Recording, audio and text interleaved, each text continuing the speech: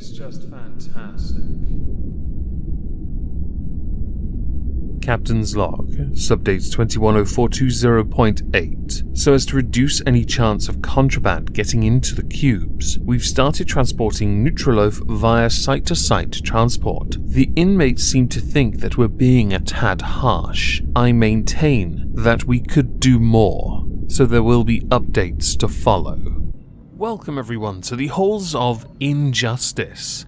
Today we have inmate number 069. Kandice Barber, a 35-year-old from Wendover, Buckinghamshire. She's also formerly a teacher, so I'm almost certain you now know where this is going.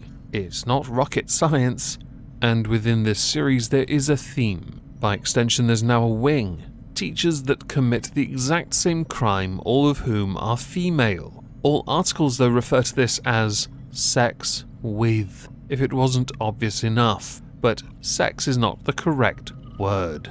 For the story I'm about to tell, we have to go back to the 1st of September 2020, and this one involves a retrial, which is quite fascinating to me. At a sports event evening on the 27th of September 2018, Kandice Barber approached a male student who at the time was 15 years old and asked to borrow his phone. After using his phone, she then put her details into his Snapchat and initiated contact via DMs. These DMs included talking about herself being, for example, in the bath and/or shower. Not long after this, she drove with him to a secluded field and raped him. Now, all articles on this do reference sex. They are inaccurate. After this, she would send the boy topless pictures, because he's seen it all, so a pair of norks will do the trick. The two continue to send messages, till just after the boy turns 16, which has been confirmed in a police interview with a child abuse team, being quoted as saying, "I lied because she had told me she could be pregnant with my child and I began to panic. I lied to pretty much everyone except my friends. She said that if I was going to snitch on her basically, she was going to bring me down with her. I was like, are you going to accuse me of rape? She was like, ... Obviously I got angry and I did not talk to her after that. She had in fact suggested that she would accuse him of raping her.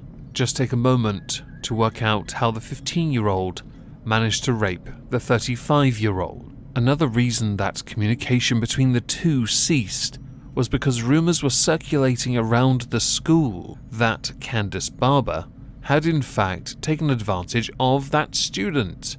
Also, those topless pictures that she sent to him, which he had not circulated himself and was proven as such, were doing their rounds around the school, going so far as to reach the desk of the headmaster, with Kandice Barber initially trying to deny that she had sent those pictures to anyone, and they had simply been stolen because her phone had been hacked. On the 12th of March 2020, Kandice Barber was arrested, and during an interview she produced a prepared statement where she had denied having sex with the boy, claiming that her pregnancy was widely known around the school, although she later did lose that baby. A social worker the following day went to her home and assessed her, but during that visit, Kandice Barber apparently couldn't keep her mouth shut long enough for the social worker to leave, with the prosecuting, when this went to trial, stating, Mrs. Barber told the social worker that she had started to talk to the boy in September 2018 on Snapchat. He had befriended her first. She denied having sexual intercourse with the boy but did admit to sending the boy a picture of herself topless. She said she was going through a bad patch with her husband, that she was pregnant but lost the child.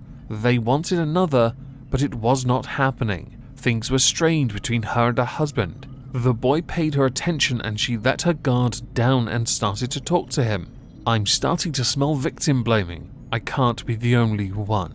Kandice Barber was charged with causing a child under 16 to engage in sexual activity, sexual communication with a child, causing a child to engage in sexual activities while in a position of trust, and making a child watch a sexual act by a person in a position of trust.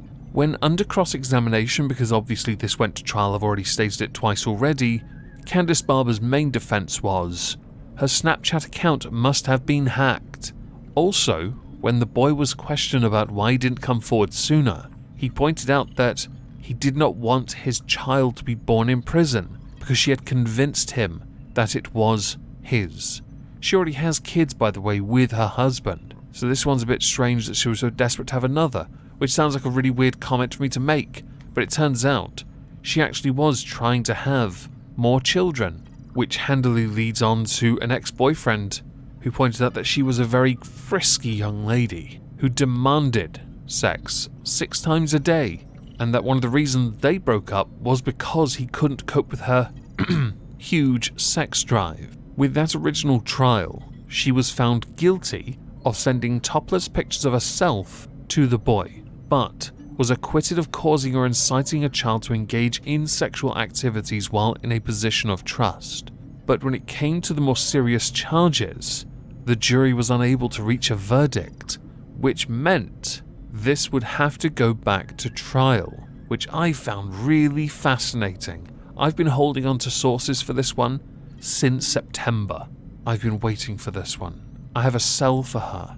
On January 28th, 2021, after a retrial, brand new jury, pretty much the same arguments brought forward though, with a little twist here and there. Nothing too major, certainly nothing worth addressing. Kandice Barber was found guilty of everything. I love retrials. This isn't like Double Jeopardy. I love it. Especially because she was proven to have done all of these things. Gavin Holmes, the man defending Kandice Barber, begged the judge to allow her to return home ahead of sentencing as an act of humanity so she could homeschool her children. Kandice Barber was also warned custody is inevitable. Her husband Daniel, even after the first trial, and this time, was angry, calling both of them a joke, but also saying he will stand by his wife because he's a loyal simp. For the sake of it, I do want to point out 2 charges of causing or inciting a child to engage in sexual activity she was cleared of, but all 4 of the remaining charges, she was found guilty. Until sentencing though, the judge decided she will be remanded in custody until February the 15th, 2021. So let's go to that date, shall we? For the 4 charges that she was found guilty of, she was convicted and sentenced to a total of 6 years and 2 months. The prosecutor then, David Povell, summarized a victim impact statement from the young boy, who has said he faced stress and anxiety as a result of the incident and going through 2 trials. He was at school, and it was through his presence at school that he came into contact with this defendant, who was working there in a position of trust. He feels that his GCSE results were not as good as they could have been, in part as a result of the impact of these incidents on him. As a result of his poorer than expected results, he had to leave the good school he was attending and go to a 6th form college where none of his friends were. In summary, he says that the defendant who was supposed to help students make the right decisions instead helped him to make all the wrong decisions. Chances are with this particular case, Kandice Barber will be out in 3 years, more than likely less, and as she was a supply teacher, it is unlikely she'll be allowed to go anywhere near a school again. My view, obviously, you took advantage of a minor. The sentence is life. Get in your cube. You're not coming out anytime soon. Enjoy the Nutriloaf. Today it's made out of cat turds. As we're done, I'd like to know what you all think. There is a whole mountain of sources listed below.